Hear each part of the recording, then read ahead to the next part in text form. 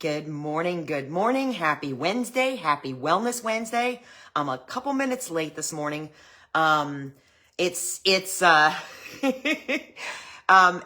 time between Christmas and New Year's. There's actually a name for it. It's called Twixmas. And it's that time, especially if you're on any kind of vacation, and not working, that you really don't know what day it is or what time it is. And I'm not really sure what country I'm in. I think there's a song about that. In any case, welcome. If you're just stumbling on my page, my name is Donna. I am a wellness advocate, a mom, a nana, a girlfriend, a grad school student studying for my master's in clinical mental health counseling. And I started Wellness Wednesday. Good morning, Miss Carla. I started Wellness Wednesday because I have had a lifelong battle with depression and anxiety. And subsequently negative mindset, all kinds of the things that come along with that. And I started Wellness Wednesday because I find that it's helpful for me to share what has worked for me, things that I've learned from others, and hopefully to learn from you if you are watching and share your tips and your thoughts. Because a lot of times just listening to someone else, even if it's something that we've heard many times before, we can often just kind of have an aha moment or a light bulb moment. So if one thing that you share in the comments or that I share here in this video, it gives that aha moment to somebody, then it's worthwhile, right? It's totally worthwhile. Plus it's fun to get on here every week and talk about a new topic. So, I hope you had an amazing Christmas. I know that mine was very blessed. We already kind of talked about Twixmas. Last week, we wrapped up a 4-part movie series with some amazing messages about wellness in some of the most popular Christmas movies. And we ended with a rom-com, or romantic comedy rather, called The Holiday, that led to a brief touch last week on escape and destination preoccupation. So we're going to dig into that a little bit more today, just in time for the new year. So what is destination preoccupation? Well, it's also and more commonly known as destination addiction, or destination mentality. And it also has another name called the arrival fallacy. So there's lots of information out there. And no, it's not anything that's official in the DSM-5, which is the diagnostic manual for mental health. But it is a thing. I can speak to that because I experienced it for a good portion of my young adult life. So destination addiction or destination mentality or arrival fallacy or destination preoccupation is a preoccupation with the idea that happiness is somewhere, something, or someone else. So have you ever heard this quote by Dr. Robert Holden? Beware of destination addiction, a preoccupation with the idea that happiness is in the next place, the next job, or with the next partner. Until you give up that idea that happiness is somewhere else, it will never be where you are. Good morning, Miss Kayla. So this is from Dr. Holden's book that he wrote in 2011 called Authentic Success. So on a personal level, I identify strongly with this. I moved around quite a bit as a child, especially as a teenager. I was in and out of foster care, in between my mother's home and my father's home. And I was bullied a lot as a child as well. So everywhere I went, I found myself thinking that a fresh start somewhere else would be better. Even as a teenager, when things would go wrong, I kind of attribute it to that fight or flight where you want to run away. Good morning, cousin.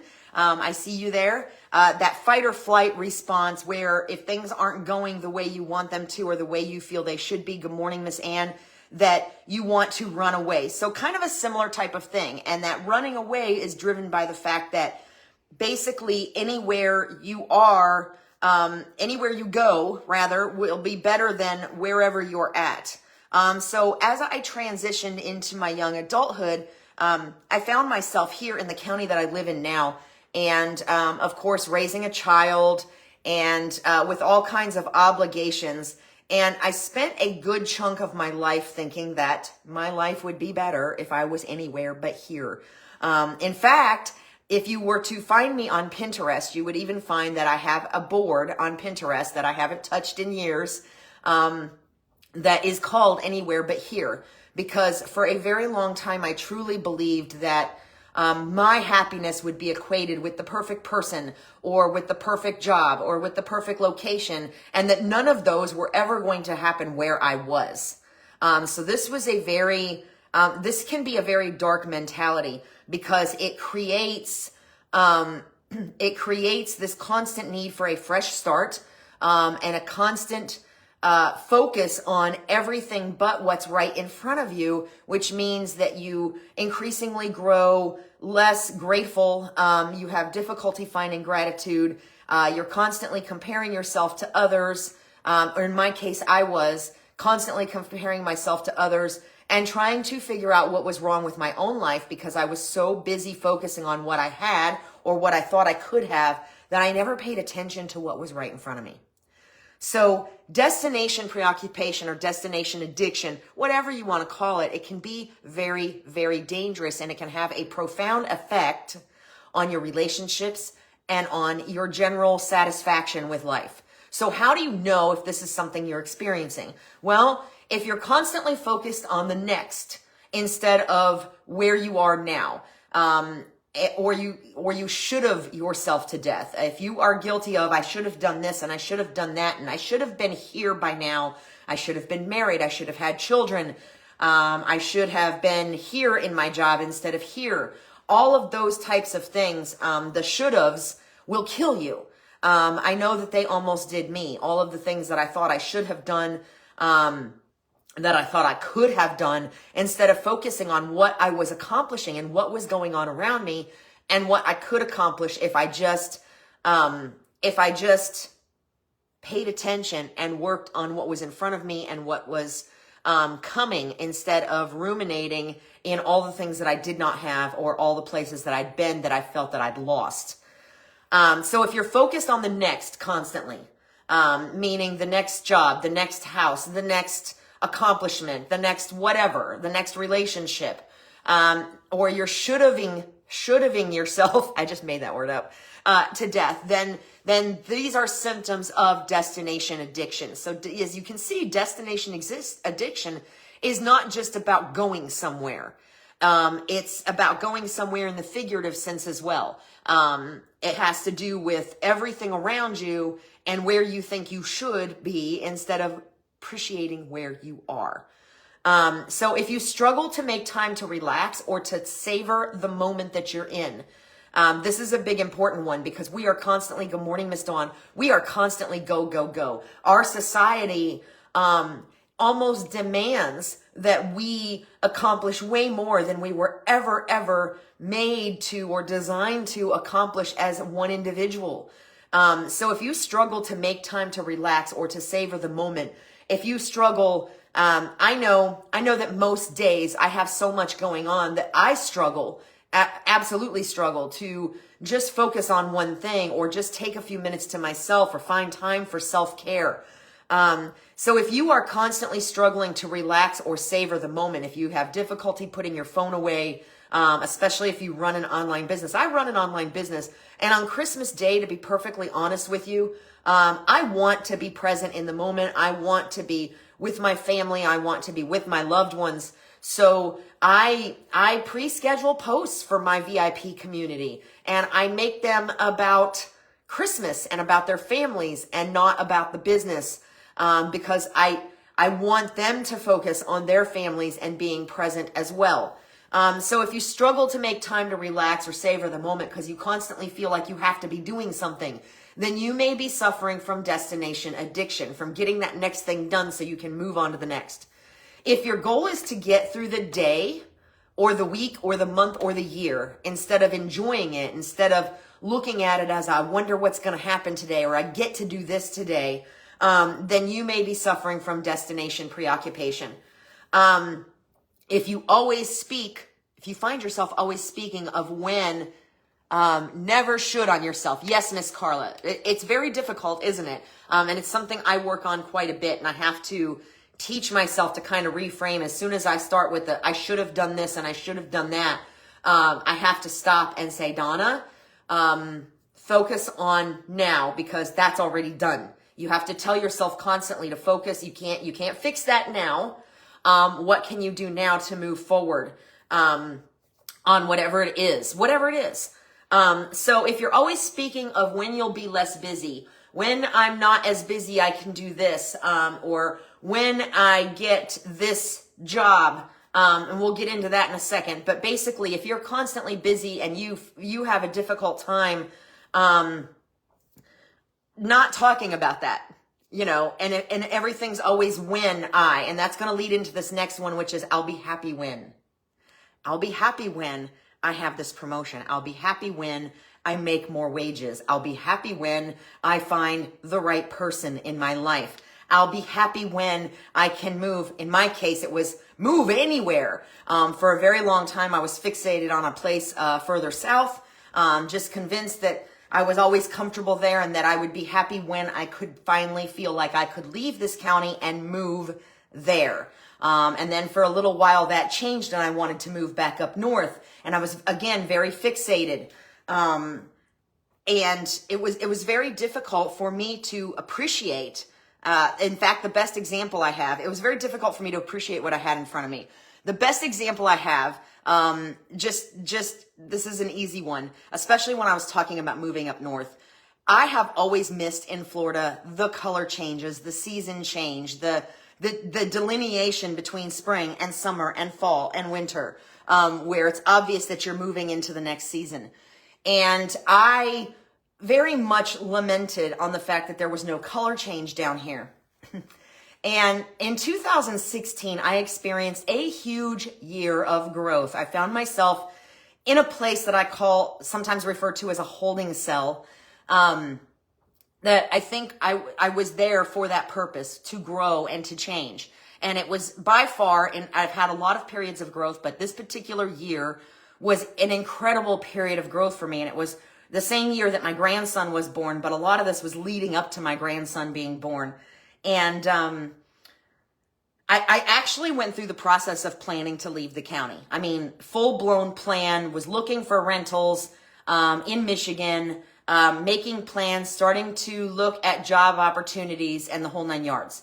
And I ended up changing my mind and deciding to stay here for various reasons. The biggest one, of course, being my grandchild. But I was already starting to make that mindset change a little bit by the time he was born. I know, and it's hard to imagine thinking that you would actually move somewhere and leave your grandchild, right? Good morning, Miss Barbara. So once I made the decision that this county, that I appreciated it, and it sounds like it happened overnight, but it didn't. It was definitely a process. But once I found and realized and started to look at, oh, well, congratulations, Barbara. I hope that that's well planned and well thought out and for great reasons, because there's absolutely nothing wrong, and I'll get there in a minute. There's absolutely nothing wrong with wanting to start fresh for the right reasons. So I'm excited for you. And when we're hot, I hope you'll send cool weather this way. Seriously. But in any case, once I started to embrace what was around me and the qualities that the area around me and my time here really truly had, and started looking at it in gratitude instead of as a stepping stone to something or somewhere else. It's the most amazing thing that happened, and it's happening again this year. Since that moment, I have discovered more color change in this county in the fall than I've ever noticed in the entire, I don't know, how long have I been here? I've been here since 2000. No, I've been here since 1990. I have seen more color change. Everywhere I go, there have been these brilliant reds and oranges and just things I never noticed. And that's the point of this, things I never noticed until I started to appreciate and focus on where I was and the space and time that I was in instead of where I thought I should be, or where I thought I was going to be better off, or whatever the case may have been. So that's just a tiny example of the I'll be happy when mentality. So I'll be happy when I have a better job. I'll be happy when I'm married. I'll be happy when I lose 20 pounds. I'll be happy when, what is preventing you from being happy right now where you are at? That is my question for you. If you struggle to commit to anything because a better opportunity may arise, how many of us have been here before? Maybe we're waiting for that perfect job, so we don't want to commit to anything that's long-term in case it shows up. But if we're not taking steps to actually find it, then what happens there? It's not ever going to just fall in our laps. Even the people that it seems like that happens with, that's not really what usually happens. There's usually work or movement behind the scenes that we don't see. So we make a lot of assumptions about the great things that are happening to other people. And that's where we start getting stuck in that comparison trap. We don't know what kinds of things they've been working on in themselves, in their world, in their profession or whatever to get them where they are. So if you struggle to commit to anything, I used to struggle to commit to people. Either because I was afraid of getting hurt or at times because I believed that the perfect person for me was someone I had already met. So I was constantly looking to the past and ruminating over what I'd lost. And excuse me, weather changes. Woo! And unable to fully commit to anyone in my life because I thought I was waiting for somebody else to show back up. And it didn't matter who. It was this mentality that I believe came a lot from books I read as a child and movies I watched where there's a lot of love at first sight and then they separate and then they find each other again. And it creates an unrealistic expectation. So if you struggle to commit to anything because and one of those reasons is that a better opportunity may come up or somebody better may come along or you're waiting for somebody that maybe was the perfect person that you thought you let go of or that you missed out on that might turn back up, then that is a sign that you may be suffering from destination addiction or preoccupation. And then finally, if you feel empty after reaching a major goal, which is actually a fairly common thing. So the best comparison here is marathon training. Now, in my case, I've never trained for a marathon. The longest distance I've ever trained to run was a half marathon. But after I completed my first half marathon, I felt empty. I felt just unmotivated and apathetic and unable to move forward.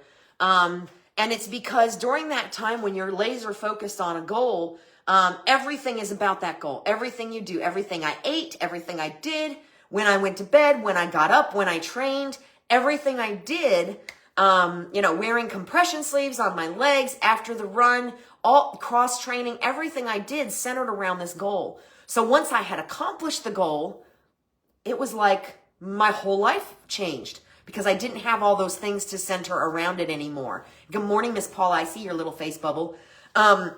So if you feel empty after reaching a major goal, that is sometimes a signal of destination addiction.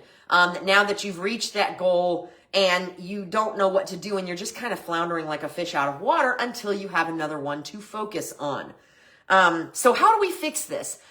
Surely in this list of things that I've described, every one of us has experienced this at some point in our life. So how do we fix it? Well, first of all, let's talk about that goal that we feel empty after accomplishing.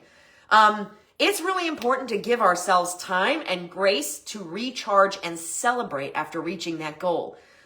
When you've reached a big goal, and we'll just stick to this marathon analogy, but it could be a job promotion, it could be a raise, it could be a new relationship that's unlike anything we've ever experienced, and we finally think we found the one.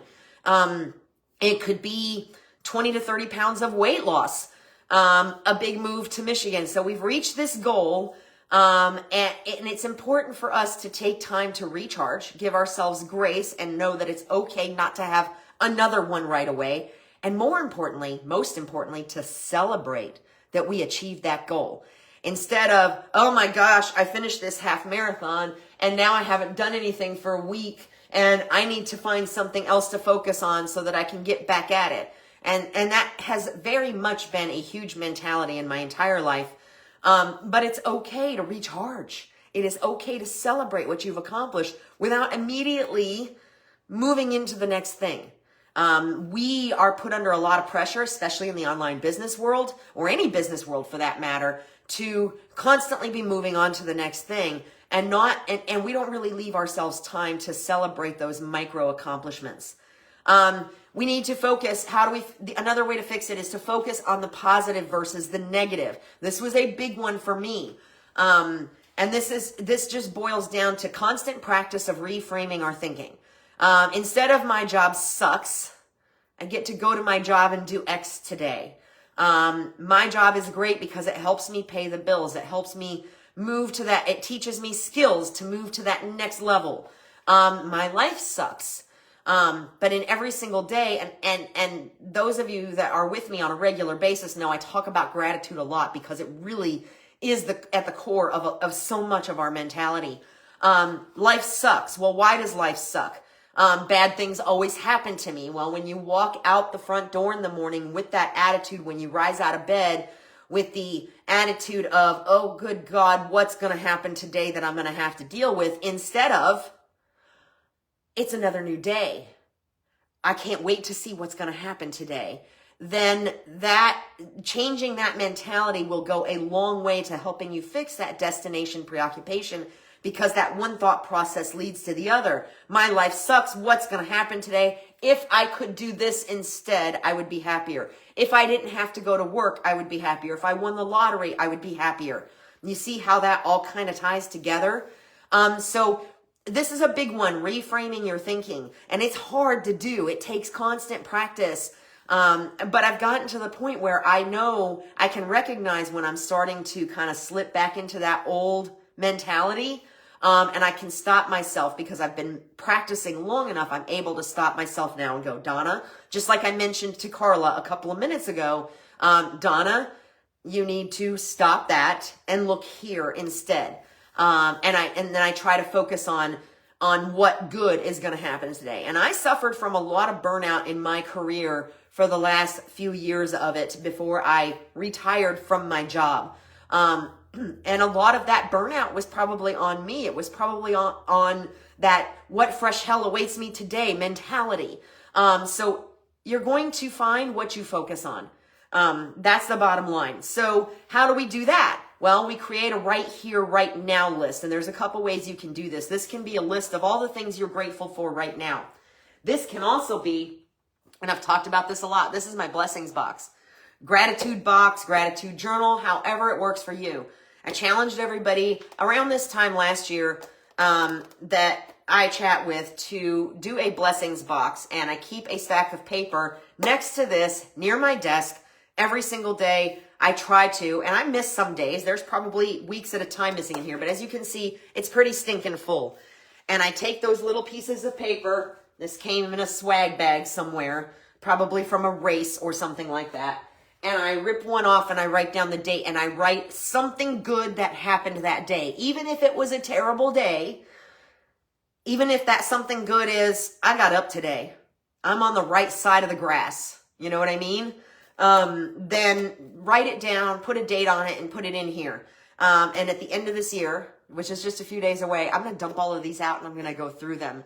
And I may even share some of them on my next Wellness Wednesday. And some of them are really, really private. So some of them I won't. Sometimes I write cryptic things that you wouldn't understand, but will help me remember whatever that event was. And this is a great way, especially if you're struggling to find good in every day, to sit down and think about that one good thing, even just a tiny little thing like this stranger held the door for me and smiled at me at Circle K today. Sometimes if you're having a really bad day, if you can find that one light, that one thing, then it changes the day and it changes your thinking. And the more you focus on gratitude, the more you, just like me with the county I live in and the place I live, the more you focus on gratitude, the more you come to appreciate what's in front of you instead of what was behind or what may be coming down the pipeline. Now, for those of you that know me, know I'm very involved in my community. I love my community. I try to do things to help my community whenever I can. And those things make me feel good. And this is quite the change from the girl in 2014, 2015 that couldn't stand her community and couldn't wait to get the heck out, right? So huge change, but it takes a lot of practice, y'all. So start that right here, right now list. What's going on right now that you are grateful for? That's good. Focus on those things. Put those things in your mind before bed. When you first get up in the morning, start your day with gratitude. Start yourself a blessings box for 2024. These are ways to solve and fix the destination preoccupation.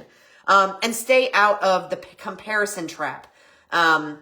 Because when we're constantly looking at what everybody else has or what we think they have or what we think they are, instead of what we have and what we are, that's where that comparison trap starts. And that also that also feeds that destination addiction. And whoever is happening right now, give them, whatever, your full attention. If you are focused on something you've lost or someone you've lost, you can't give your full attention to the person in front of you, right? In your relationships, your friendships, whatever.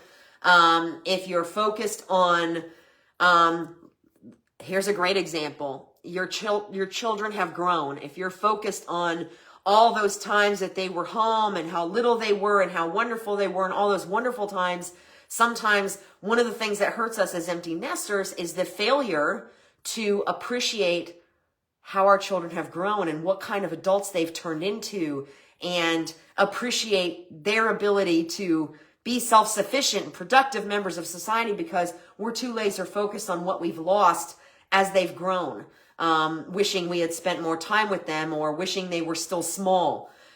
There's a lot of that, when we look back at old pictures, childhood pictures. Oh, look how cute they were. I miss that. But if we're always focused on that, we have a difficult time looking forward and embracing where they are now and what they've accomplished now. So keep that in mind. Those things all feed each other. So why is this important for 2024? Why is this important for the new year? Well, how many of us are already thinking about the end of 2024? We're like, oh, 2023 is almost over. 2024 is going to be a great year. Well, do you have a plan to make it a great year? Or are you just assuming it's going to be a great year because it's not 2023? How many of us are already thinking about the end of 2024? A lot of business coaches teach that you should already have your next 2 to 3 years planned out. That if you should be a year out in your planning.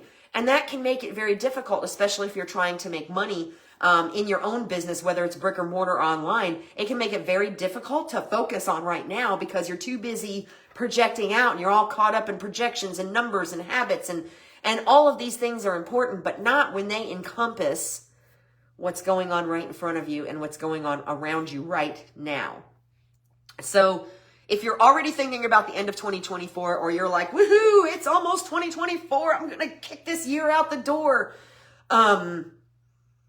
It's okay to focus forward with good, productive goals, but not when you're focusing forward as an escape from wherever you are right now, if that makes sense. I hope it does for somebody. Goals and resolutions are good when they are realistic. And when you stop and celebrate those micro achievements, instead of running right to the next thing, which is kind of what we just talked about. So that's why this is important in the new year. What does the new year look like for you?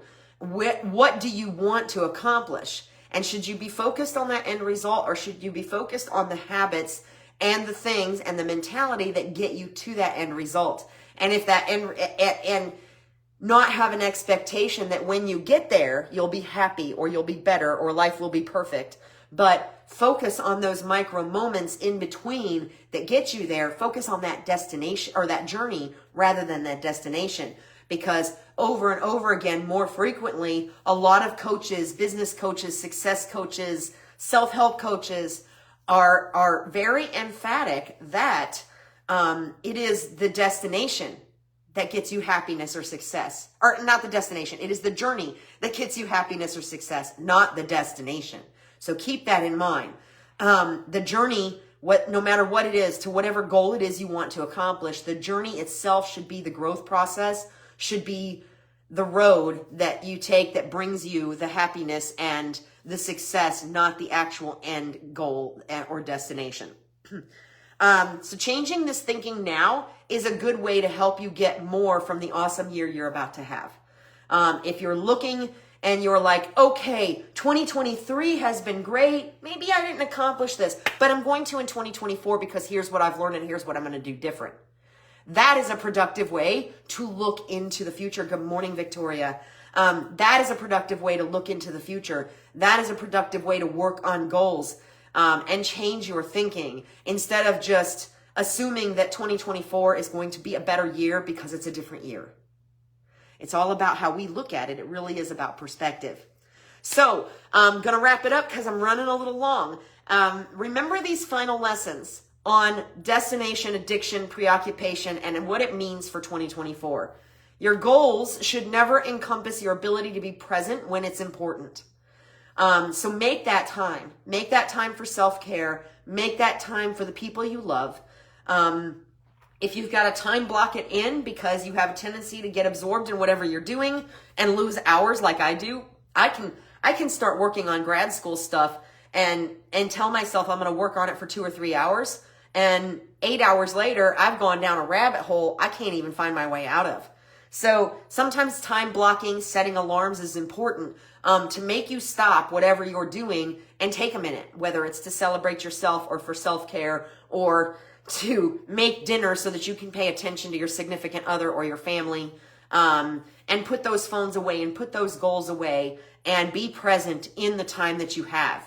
I like to make times, days or afternoons where I finish whatever I'm doing and I go pick up my grandchild from school instead of them going to where they go after school, and spend a couple extra hours. And then when I have them, I try to be completely present in that time. So definitely make sure that your goals are fantastic. Never let them encompass your ability to be here now.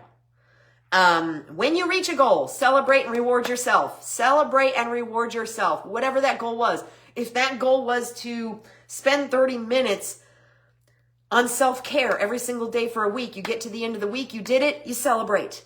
You get halfway through the week and you've already done better than you did the week before, you celebrate. If you made time to meditate for 3 minutes a day, and it's been a struggle, which has been a struggle for me. I went on a long streak of meditation and I haven't really done it but once or twice since. So I've got a goal to meditate the rest of this week for 3 minutes a day. If I get it done today, I'm going to celebrate because it's one day into that goal that I have accomplished. So make sure, when you reach a goal, whatever it is, small, little, whatever, take time to celebrate and reward yourself and recharge instead of just moving right on to the next one. Enjoy what you've accomplished before you bury yourself in the next thing. Your words and thoughts have power. What you focus on is what you will find. Just like we talked about with some of this destination addiction. If you're constantly focused on what you think is going to make you happy instead of the things around you right now that do make you happy, you are going to be constantly searching for happiness and constantly disgruntled with what's going on around you because it's not whatever it is you think is going to fix everything, right? So your words and thoughts have power, and this is especially important at night, like first thing in the morning and last thing at night. I'm trying to get in the habit of not touching my phone for the first hour I'm awake during the day because sometimes the things I see on my phone are negative, right? And that starts a snowball for the day. Also, before you go to bed at night, if you can do your gratitude journaling or whatever right before bed so that you go to sleep marinating on the good things and the things that you're grateful for, those make huge changes. You won't see them right away. Sometimes you will, but most of the time you're not going to see those right away. You're going to see yourself evolve over time as you put these practices into place. Most importantly, be honest with yourself. If you are the problem, and most of the time we are the problem, we really are. It's our mindset or our perception or the way we're looking at something. If we are the problem, then it doesn't matter where we go. The problem's still going to be there, right? It doesn't matter if we move to another state, move to another county, end the relationship we're in, go to the next one. I could go into stories about friends, but we're not going to go there right now. If you are the problem, it doesn't matter where you go because the problem's going with you, right? So if the problem is your mindset and the way you are looking at it, then that problem is something you're going to carry with you. Just like when I was dissatisfied with myself and dissatisfied with my life and unable to find anything positive about my significant other at the time, or my job, or my situation, when I was unable to do those things, I could have moved to another state, another county, another city, and it probably would have been better for a little bit, but I would have still been me, and I would have still been in that same mentality, which means eventually I would have found fault with everything around me, right? Once the little rose-colored glasses and the newness wore off, I would have still found fault with everything around me, and I'd have been in exactly the same situation. And more than likely, I'd have been going, oh, I need to go back to Citrus County because things were so much better there. And that's where we start feeding that depression and that rumination, right? So be honest with yourself. If your mentality and the way you're looking at things is the problem, it doesn't matter whether you make it to that next destination, whether it's a thing, a person, a place. Good morning, Melissa. It doesn't matter, because if you're the problem, it's still going to be there. So this is, I hope you found this helpful. I'm wrapping it up now because I am running a little bit long. I really hope you found this helpful. And as you start to think about 2024 and the goals and the things you want to accomplish, make sure that they're things that you truly want to accomplish that will take steps towards fulfilling your purpose, or your perceived purpose, and doing things that help you to be grateful for where you are and the space you're in, instead of being laser focused on what's over there that's going to be the end all and be all of your life. So just keep that in mind. I hope you found this helpful. If you did, please feel free to share. Let me know, drop in the comments or send me a message. Let me know what your goals are for the next year and how I can help you, if I can help you organize them or whatever. But like I said, be honest with yourself and make sure those goals don't encompass your ability, don't overlap and overshadow your ability to be present when it's important, and be grateful for what you have now. It is totally okay. Hey, Chanel. It is totally okay to want more and still be content with what you have. That there is a balance there, and I know that we can find it if we do so mindfully. All right, so if you found this helpful, please share. Next week, we're going to talk a little bit about burnout. I mentioned that a little while ago. We're going to talk about burnout and how to avoid it in this shiny new year that we're about to embark on. I hope I'll see you next Wednesday. In the meantime, have a fabulous week. Have a wonderful New Year, safe and happy New Year celebration. I'm here. If you have some topics you'd like to suggest for 2024, shoot them to me in a message. Remember, I don't play with politics. I don't play with negativity. These are things that we want this to be a forum where we feel more well when we walk away from it, and we learn something that we can apply to being more well going forward, right? So thank you so much. Again, hope you had a fabulous Christmas. Hope you have an amazing New Year's celebration. And I will see you next Wednesday. Yes, Melissa, let's do this. 2024 is coming, but let's also wrap up 2023 with a bang. Enjoy and be grateful for everything that's good that's happened this year, for the lessons we've learned this year, and take them into 2024 with us. I love you all. Thank you so much for being here. I will see you next Wednesday. And in the meantime, be well. Bye.